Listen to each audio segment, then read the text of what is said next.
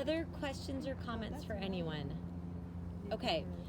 Oh, sorry. I do have a question. Please, sorry. go for it, Jen. Okay, so while you were talking about, your lady in the yellow hat, and I made fun of that with Michelle because I said, well, the man in the yellow hat, and there is some Curious George. Yeah, I know, right? So, okay. So are we, okay, I totally understand what you were saying, and I am completely on board with that, but are we just not expressing any sort of feelings for anything that is negative anymore? It depends on our purpose, right? So if our intent... If there isn't a purpose, it's just because, like, what you did, it was just fun, or it's funny, and especially given the fact that, let's say, you're with your spouse, rather than you're not, your it's kids. one thing that when you're with your kids, because there's always a teaching purpose. Mm-hmm. When you're with your spouse, it's never a fun moment anymore. So here's the thing, is that this is, and the answer is individual. So what you and your spouse value might be different than what Donna Bell and her spouse values, which might be different than what Ann and Galen value, right? So this is an individual thing, right? So the purpose of this discussion is for us to be mindful of the purpose of our words. So if you believe that your words are for a good purpose and not without an intention to cause harm, and that they actually don't cause harm, because sometimes we use our words without an intent to cause harm and they cause harm anyway.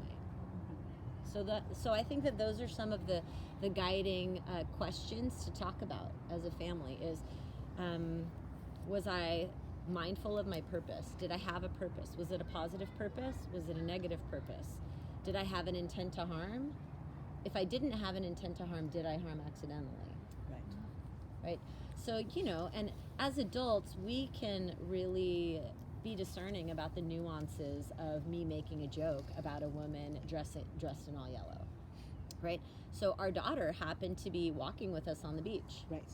And I think that even if our daughter wasn't with us, I actually do believe that George would have done this. And it was lighthearted, right? It was lighthearted. He was like, Okay. But that is because of my beliefs, because I think that habits are a really slippery slope. And I know that when I have, historically, I've been sarcastic, sharp, direct, brisk. But it's not bad. That's an individual answer. It's an individual answer. What I do know is the problems that I have had in my life were often caused by me having a sharp tongue. Right? So I'm quick on my feet with my words. It's a great asset.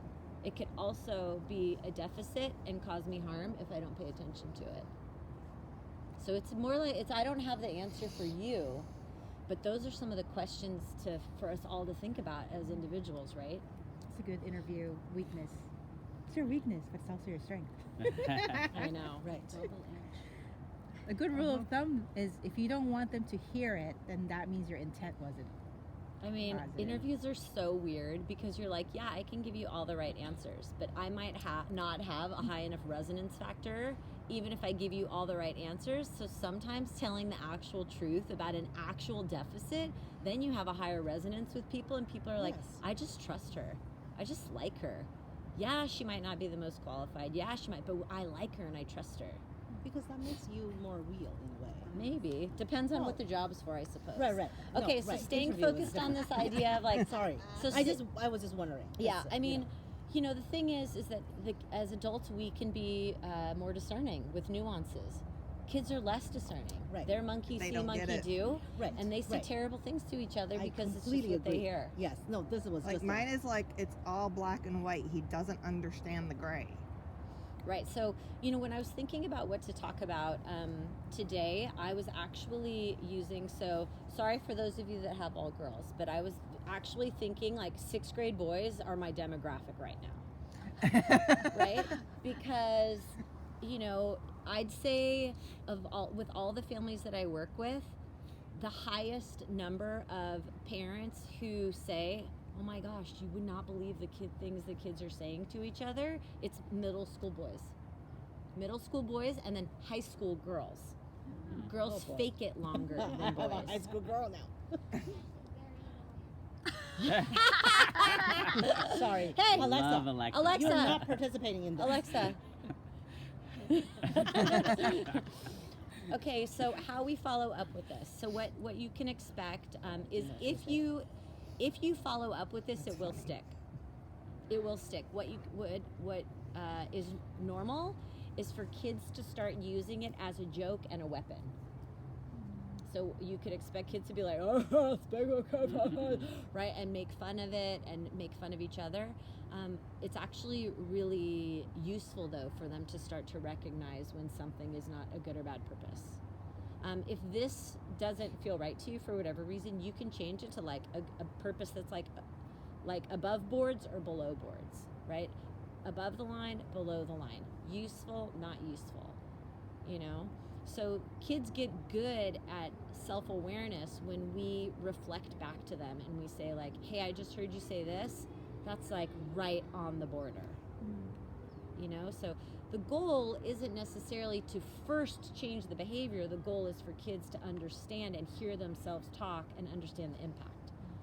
If your kids say something hurtful to you, it's completely appropriate to say, that put a nail in me, or that might have put a nail in your sibling.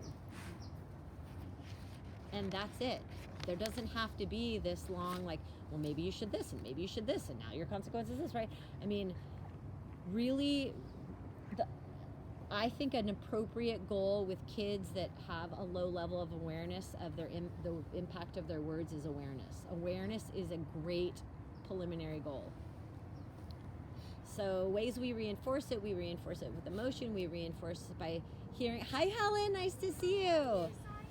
Great to see you. So Helen, today we talked about a topic called Speak with Good Purpose, about how our words have either a good purpose or not.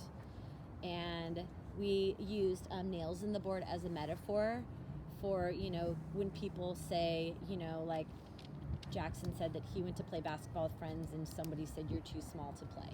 That's a nail in the wood, right? And that even if we apologize and try to patch things up, that it still leaves holes in us that we remember. Okay, so that's the metaphor. So ways we reinforce is by non-verbally doing the motion, by actually saying like, hey, speak with good purpose, you're better than that, right? It's really important to say like, hey, you're better than that, right? Not just in a nagging way, but in a way that is expressing faith in them for who they are, right? Seriously. No, I'm laughing because the tone it matters. It's like It really does. forget about it. You're like, speak on the Then a cuss word slips out, or you hurtle a fork across the kitchen or something. Exactly. That's what I'm laughing. Okay, so We all can relate. Right. The other way is to positively reinforce is when someone says thank you. When kids use manners to say, your manners make me feel so good. That is definitely an example of using your words with a good purpose. I saw you walk up to Miss Cammie and say thank you, and I stood a little taller, and I said to myself, that is my kid using their words for a good purpose, right? So really look for it, right? Look for it, try to point stuff out. Something we did not talk about in here in this group, but this Friday we're doing something called the Rejector Talk. So for the Friday program, we're doing a talk that's going to accompany this, and it's the Rejector Talk. I think this group is too young to do it here, but that's where I'll walk around with little slips of paper that, and I'm going to start with really easy rejections that are like, I reject you for wearing a gray sweatshirt. People who wear gray sweatshirts are trying to blend in with everybody else. And I'll hand him a slip of paper, and the kids will take it. And then I'll do like a round of surface level stuff, and then we'll debrief and talk about it. And then I'll do a higher level round that gets more personal, right? You know, oh, I reject you for wearing glasses. People who wear glasses, they're just trying to look smart. Right? And you're like, oh my God, Cammie, what are you doing? Right? So the kids it's gonna be a hard topic, but the kids experience this all day, every day. They experience rejections from each other. The purpose of the Rejector Talk is for them to understand that they don't have to accept someone else's rejection of them. That's one purpose. The other purpose is often when kids get rejected, then they reject the other person back. And the goal is to understand that if you throw a rejection back at someone else, it's still accepting their rejection that's causing anger in you versus saying, like, you don't know me. You don't know me. I am allowed to be myself. I am allowed to be me. I'm allowed to have my own preferences. I am allowed to be friends with girls or friends with boys. I am allowed to be, 4 feet tall and play basketball. I am allowed to want to be a writer. I am allowed to do these things, and I reject your rejection. Right? So, just since there's a few of you here, just you should know that that's coming on Friday, because your kids have been together for a while now, and they're ready. They're Are you talking totally about for your ready. leadership camp on Friday? Yeah, they're ready. They're totally ready. So, what other questions or comments do you have about Speak with Good Purpose?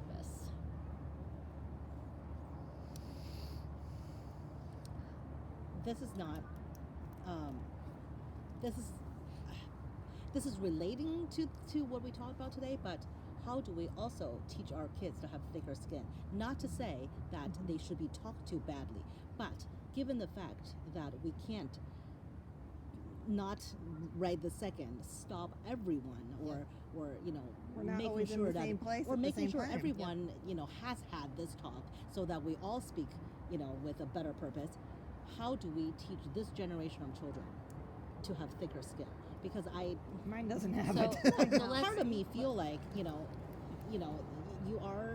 tell them that recognize, obviously they recognize that this is wrong, but then the next level is you don't have to accept it. However, you have to how to protect yourself from being hurt by it. Okay, so there's lots of different schools of thought, so let's go down a couple different paths here. So let's start with me directly answering your question. So there are pros and cons of kids being impenetratable, right? So when things don't penetrate kids, and they are protected, some of the good things about it is they're more protected, so they're less hurt sometimes, right? I just mean that actually they can rationalize, not Okay. to say that they're not hurt. I know you're going to be Right. hurt. Right. So, one way to rationalize it, then to specifically answer your question, is to teach your kids to consider the source, right? So that means that if someone that we really love and care about says something hurtful to us, it makes sense that we're really hurt. If someone that we are not close to, who does not know us well, who we ourselves don't actually choose or respect or like, then it probably would make sense that there would be discord, because we don't know each other and our values aren't aligned, and they're not our people, right? So that's one thing. One thing is for them to measure where it comes from, not in a place of is their opinion worth anything, but how much do they know me? What was their purpose? And then we can also teach our kids, especially like Sydney's age kids and Pepper's age kids, that kids use making fun of each other as a commodity. So they need to understand that hurt people hurt people. So when someone is feeling hurt, embarrassed, left out, or insecure with their place in the group, they will often do, just like in the animal kingdom, anything they can to be more secure with their place. So teaching the kids that sometimes you just happen to be the person that was there that got preyed upon, and that person actually was feeling insecure and left out and like they didn't belong and like they needed to make fun of someone else, because nothing binds people together more than a common enemy.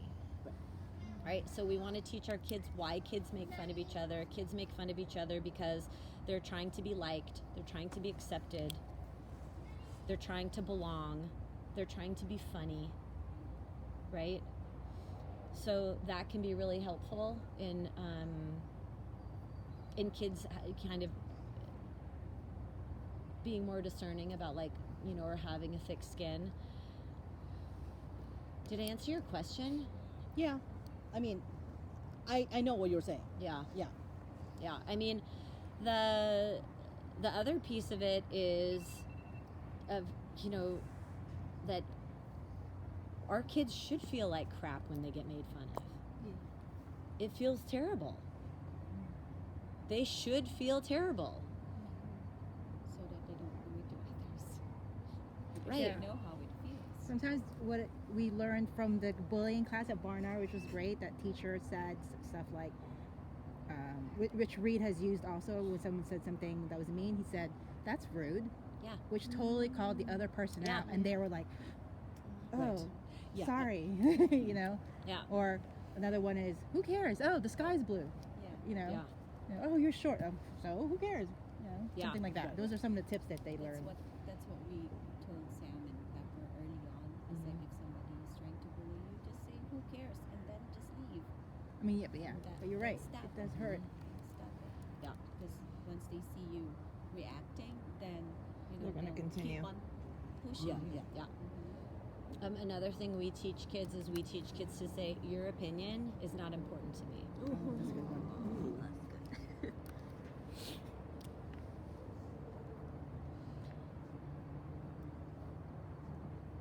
And the best resilience, truthfully, for kids having thick skin is for them to have at least one person that they belong to. So kids, they don't need a million friends, but everyone needs to belong to someone. And so when kids feel alone, they're more vulnerable. When they have someone that's on their side, they're less vulnerable. That's something that's really important. And then the other thing is that if kids know who they are, some kids are very clear about who they are, right? And so they're less vulnerable to the opinions of others because of clarity of self. So in human development speak, we'd say the stronger your self-concept, the less vulnerable you are to, right? So the stronger our self-concept. So for kids, that's things like, who I am, what I value, what I don't value, what I think is attractive, what I don't think is attractive. Being a young woman growing up in Southern California, it took me a long time to figure out how to dress for myself only, and not think about where am I going, who's going to be there, how am I supposed to look, how am I supposed to act, right? We learn that in a professional setting. Oh, professionally I need to look a certain way. That's easy, right? Because there's very clear rules to follow and not follow. But social situations are something that's really difficult for kids to navigate. Specifically girls, but boys too, especially in a very superficial place like Southern California. And a Filipino culture. Yeah. Seriously, right? What else? Other questions or comments or thoughts? So here's the thing, is we don't have to have all of this figured out and 100% dialed in. The purpose is for me to come in, start the conversation so that you have a stepping stone, right? The purpose is I'm here to just provide a stepping stone, and then if you choose to step on it and take the next step with your family, okay. I'm here to kind of open the door for you and lay some foundation so you at least have something to work with. What else? Go ahead, Michelle. If they said something mean like that in like public, do you like, and they don't really know the person, like, like the AAA apologies. What if they don't know how to want to mend the relationship, or like, what's like? Yeah. So there's a difference between ownership and an apology, right? Right. So ownership is you said something that could have put a nail in someone else, and that's not how we do things in our family. Right? If you have something to say, you can express it in a clear and kind way without hurting someone, making fun of someone, name calling, teasing. And lots of times kids actually mean it. Kids actually do intend to harm because they feel threatened in some way. And so that's important to understand as parents trying to regulate between siblings, because sometimes siblings do intend to harm. clear intention to harm. You know, and so as parents, we aren't going to get very far if we just try to shut it down without understanding. Like, so what is being threatened right now? What are you fearful of? What is being threatened? What is being hurt? What is being harmed? What is being taken away? Is it, you know, you're not getting enough of what are you missing out on? What do you need, right? Like, what if like that seems small? Like it was something like in a video game where, like, that person, he destroyed my my farm or something, and or, To them, it's so not my small. horse, Ethan and yeah. Jackson have that all the time. Yeah, so that if Jackson said to Ethan, like, you totally suck. Yeah, Why'd you something do like that? that, yeah. Like, that was really lame or something like Yeah, that. You know, if you witness it, Michelle, I would probably leave it and circle back another time Okay. and say, hey, I hear you guys talking during video games. And you know what? Part of it, like Jen said, like, there's some, like, normal Smack bantering. Yeah, bantering between friends, siblings, teammates that's acceptable, right? And so part of these discussions is for kids to learn where the line is. There's bantering between adult friends, partners, spouses, significant others. Like, bantering happens. Bantering is part of life, especially if it's part of your life, you know, with your, like, friends, family, you know, like. I think it's important to teach our kids to be able to verbalize where their bottom line is, because, you know, like what you said, I mean, it is acceptable. Some is acceptable. However, we all don't know if what is it's acceptable to Sydney is acceptable to Alexa, Right. because, or with her friends, because some people's threshold could be like up here and others is like way down here. Right. Or So- people have hot spots. Right. People have, Right. we have hot spots or a hot topic. Like, certain topics feel really painful, right? So, you know, and lots of times, to your point, is kids don't know why they're so upset sometimes. Mhm. Sometimes something stings, they're super upset, and they don't even know why. They don't even know why they're so upset. They don't know what's threatened. They don't know why they're upset. They just know that it felt terrible. Yeah. All right. As life continues to roll along, please feel free to email me or text me anytime and say, I have a topic for our next, you know, get together, right? So we came up with this topic today because of feedback from parents. So if you have something that you're thinking, little help over here, Cammie, would be real nice. No promises, but I'll do what I can. So, can I ask a question about consequences if they do say something mean? Like, what's like a natural way where do you want them to say the AAA apology, or try to, or give them space, and like how much, you know, like sometimes. Yeah, I mean, when it's said on super the it's spot, super you- context dependent, right? Yeah, I mean, mhm. actually, so in parent roundtables this month, Yeah. we're going through all the different consequences. We're going through logical, because that's part 2 of what we started, which was, what did we just talk about? Gina's like, I don't know, Cammie, I got Here, so I many don't know, I notes, got I it don't in know the what book. hell to talk about. What did we talk It's in the book, Cammie. Oh, yeah. Control child's negative emotions. Yes, Mhm. dealing with negative emotions. So then we're gonna go through. Oh, power. We were talking about power paradigms, right? Like 1950s paradigms, power yes. versus kids raised with 21st century versions of power. So now, of course, we have to talk about consequences. So we're talking about logical consequences, natural consequences, some phrases for parents, which is like, either you two can like take it down a notch, or you can turn it off. Right? So, you know, if something is like happening during a video game and you're thinking it's a little beyond banter, you can say, either you guys can keep it at like playful, kind banter, or I'm going to come over and intervene, ask you to pause it, give you a mom lecture, stand in front of the TV, ask you to write a dissertation. right? Like, stay lighthearted. You know what I mean? Was that dissertation from her? That idea? Oh my God. When you No, had I'm just when you had- joking around. When you had what's his name, right one? And usually when you say, I'm going to have you embarrassed. Mine would remember Yeah. anything that has to do with writing. Yeah, I mean, Sydney was playing American Girl dolls with her friend, and the American Girl dolls were fighting, and it was pretty harsh. It was like shouting and like major American Girl doll shouting, and I walked in and I was like, what in the heck is going on in this?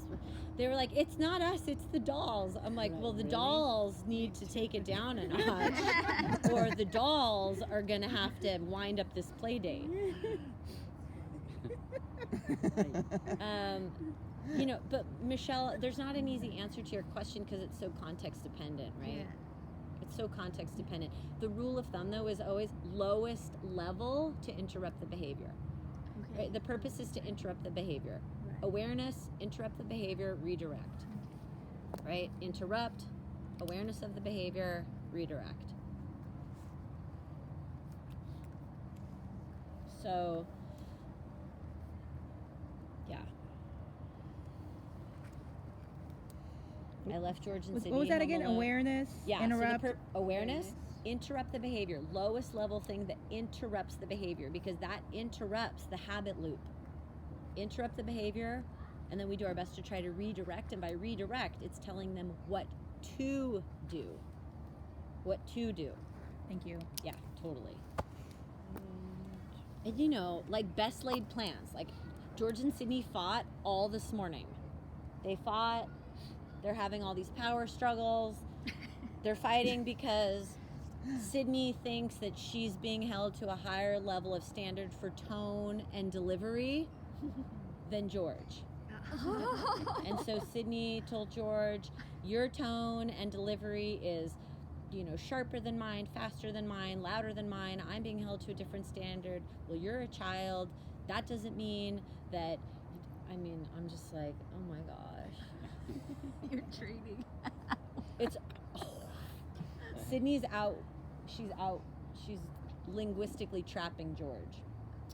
Yes. She's outwitting him. That's what Ethan does. trained. She is. It's trained. so. She's trained. I mean, I'm glad. Don't get me wrong, and I'm trying to convince George that isn't this how you would want her to stand up to other people? He's like, yes, but not me. Right. Even in my own home, we want our children to be like assertive and clear with everybody Not else, for me. but be compliant and quiet and to just shut up and do what we say the first time. Yes. Amen. But they do want to, you know, press those buttons. though. Oh, and they press them really yeah, well. they really, and I'm telling you, Jen's finger. I mean, and mine, it's like now being trained to argue because she's on the debate team. She like practices 5 times And a because week. she hears you. Oh, good Because Lord. you. Okay, thanks. No, sir, I'm the same way. It takes one to know one. The more we negotiate, discuss, and challenge our partner, our kids, they learn it from us. Oh my So God. you're training little black belt negotiation warriors. So just be proud. I mean, literally, I say something and she goes, can you explain what your position is on this? Right. And I go, what position? That's my position. Okay, so what other feedback do you have from the group? What parts did we miss out on tonight that you wish I had included? Was there anything you're like, oh, I wish we would have talked about this? Is there any part that you think the kids really understood more or less? Do you have any feedback? I thought the visual was good because when you took out the nails, they could still see that holes. Yeah. I've been telling the kids, like, you know, once your words are said, they can be forgiven, but they're not forgotten. And that kind of just reinforces that, where, you know, they have to be mindful of what they say.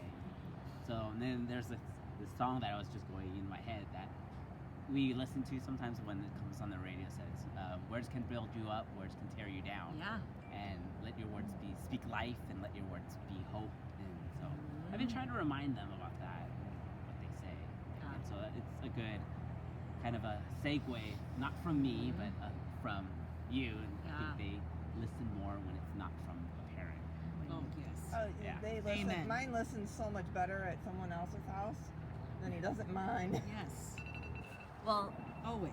okay, Galen, that's great feedback. That that what works well for the group, for all of you, is some sort of visual metaphor, something that you can refer back to. Okay, great. That's great.